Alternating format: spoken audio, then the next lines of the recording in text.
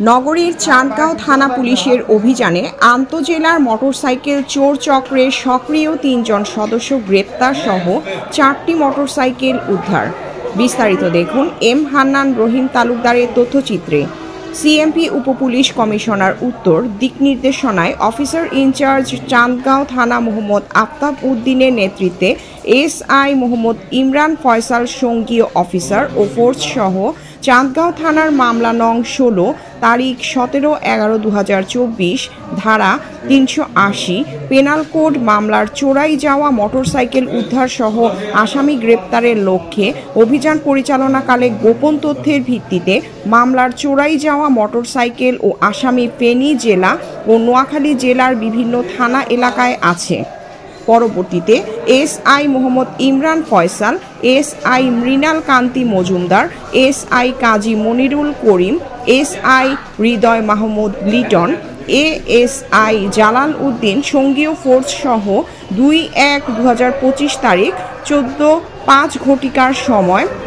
নোয়াখালী জেলার কোম্পানিগঞ্জ থানাধীন বসুরহাট নতুন বাস স্ট্যান্ডের পশ্চিম পাশে মহিনের গ্যারেজে উপস্থিত হইয়া আসামি মোহাম্মদ রাশেদুল ইসলামকে গ্রেপ্তারপূর্বক তার হেফাজত থেকে চোরাই যাওয়ার একটি অ্যাপাচ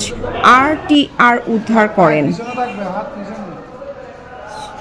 আটককৃত আসামির দেওয়া স্বীকারোক্তি মতে এবং আসামিকে সহ অভিযান অব্যাহত রেখে চাঁদগাঁও থানা 3/1/2025 তারিখ রাত 1:30 ঘটিকার সময় চাঁদগাঁও থানাধীন বসুন্ধরা ক্লাবের বিপরীতে মেম্বারের বিল্ডিংয়ের নিচতলায় ব্যাচেলার বাসা উপস্থিত হইয়া আসামি মোহাম্মদ আবুল কালাম আজাদ ও আসামি নীরব শীল সুজন দয়কে আটক করেন। আসামিদ্বয়ের স্বীকারোক্তি মতে চাঁদগাঁও থানাধীন বসুন্ধরা ক্লাবের বিপরীতে মেম্বারের বিল্ডিংয়ের নিচতলায় ব্যাচেলার বাসার সামনে থেকে একটি লাল কালো রঙের বাজাজ পালসার 150cc মোটরসাইকেল, একটি লাল কালো সাদা রঙের বাজাজ ডিসকভার 125cc মোটরসাইকেল, একটি ডিসকভার মোটরসাইকেল যাহার রেজিস্ট্রেশন নং চট্র মেট্রো হ